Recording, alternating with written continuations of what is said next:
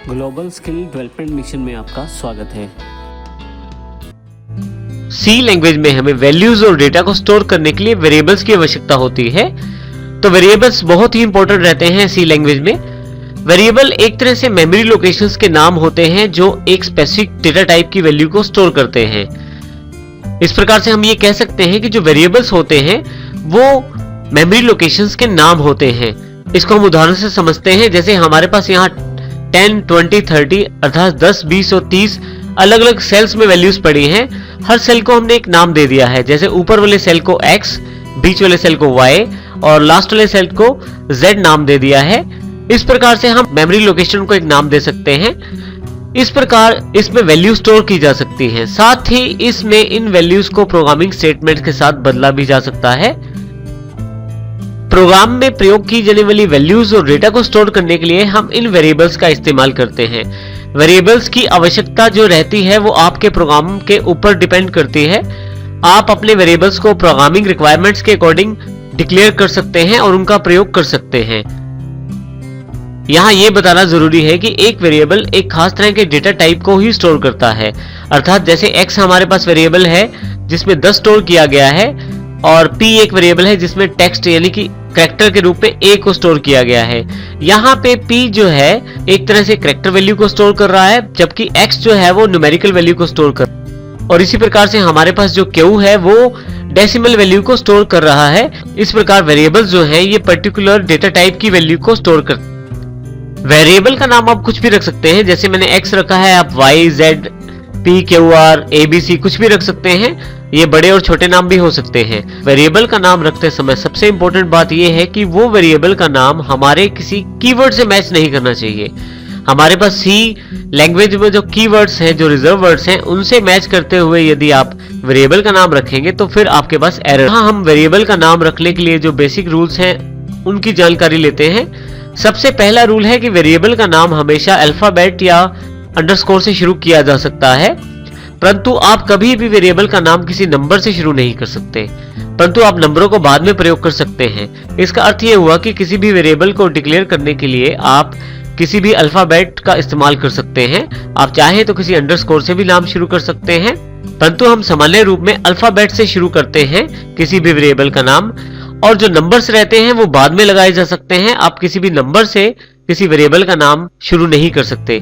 और यहाँ पे दूसरा जो रूल अवेलेबल है हमारे पास, हम वेरिएबल का नाम रखते समय स्पेस इंसर्ट नहीं करते। अर्थात हम जब वेरिएबल का नाम रखते हैं और हमारे पास कोई वेरिएबल का नाम बड़ा है तो हम उसके बीच में स्पेस नहीं डालते। स्पेस डालते हैं अगर आप तो आपके पास एरर आ जाएगा। इसी तरह से किसी भी स्पेशल सिंबल का इस्तेमाल भी आप नहीं कर सकते जब आप वेरिएबल का नाम रखते हैं। जैसे कोमा, स्टार, डॉट, परसेंटेज का सिंबल, इस तरह के किसी भी स्पेशल सिंबल का प्रयोग आप वेरिएबल के नाम में नहीं कर सकते। अंडरस्कोर का प्रयोग आप कर सकते हैं। अब हम एग्जाम्पल से इन रूल्स को समझते हैं। सबसे पहले देखिए, सबसे फर्स्ट वाले एग्जाम्पल में X हमारे पास है, बिल्कुल ओके है, आप X नाम रख सकते हैं किसी भी वेरिएबल का। इसी तरह से दूसरे एग्जाम्पल पे माई सैलरी रखा गया है वेरिएबल का नाम, आप रख सकते हैं, कोई समस्या नहीं इसमें। लेकिन थर्ड नहीं रख सकते आप, क्योंकि इसके बीच में स्पेस दिया गया है। इसलिए इस प्रकार का कोई भी वेरिएबल का नाम जिसके बीच में स्पेस हो वो आप यूज नहीं कर सकते। फोर्थ आपके पास एग्जाम्पल में है जिसमें अंडरस्कोर का प्रयोग किया गया है, बिल्कुल आप प्रयोग कर सकते हैं अंडरस्कोर का। और स्पेस के बजाय यदि आपके पास कोई वेरिएबल का नाम बड़ा है तो आप अंडरस्कोर का ही प्रयोग करें, इससे आपका वेरिएबल नेम वैलिड रहता है। इसी के साथ फिफ्थ एग्जांपल में देखिए, मेरे पास ये भी वेरिएबल का नाम ओके नहीं है क्योंकि इसको मैंने नंबर से शुरू किया है। आप देखिए सबसे आगे मैंने 1 लगा दिया है, जिसकी वजह से ये नाम वैलिड नहीं है। परंतु यही नंबर अगर मैं बाद में लगाता हूँ 6 एग्जांपल में तो कोई प्रॉब्लम नहीं है। आप यहाँ पे M123 लिख के भी रख सकते हैं नाम, वो भी लीगल है, वो भी वैलिड है। इसका अर्थ ये हुआ कि आप नंबर से शुरू नहीं कर सकते, अल्फाबेट से शुरू करते हैं। पहला अल्फाबेट रखते हुए बाद में आप जितने मर्जी नंबर लगा सकते हैं। इसी के साथ आपके पास 7th का एग्जांपल है, ये भी वैलिड नाम नहीं है क्योंकि इसमें हमने हाइफन का प्रयोग किया है, जबकि आप अंडरस्कोर का प्रयोग ही वैलिड है, बाकी किसी भी स्पेशल कैरेक्टर का यूज वैलिड नहीं है किसी भी वेरिएबल के नेम में। यहाँ हमारे पास 3 इंपॉर्टेंट रूल्स और अवेलेबल हैं, इनका ध्यान रखते हैं हम अपना वेरिएबल नेम चुनने में। सबसे पहला रूल है कि अपर केस और लोअर केस लेटर्स में लिखे हुए नाम अलग अलग माने जाते हैं। आप दोनों में अपने वेरिएबल्स के नाम रख सकते हैं, लेकिन ध्यान रखिएगा दोनों केसेस में अपर केस और लोअर केस में दोनों वेरिएबल अलग अलग माने जाएंगे। जैसे पहला और दूसरा एग्जांपल हमारे पास यहाँ अवेलेबल है। यहाँ पहले एग्जांपल में x जो है वो स्मॉल लेटर में है और दूसरे एग्जांपल में x जो है वो कैप्स लेटर में है, अर्थात कैपिटल लेटर में है।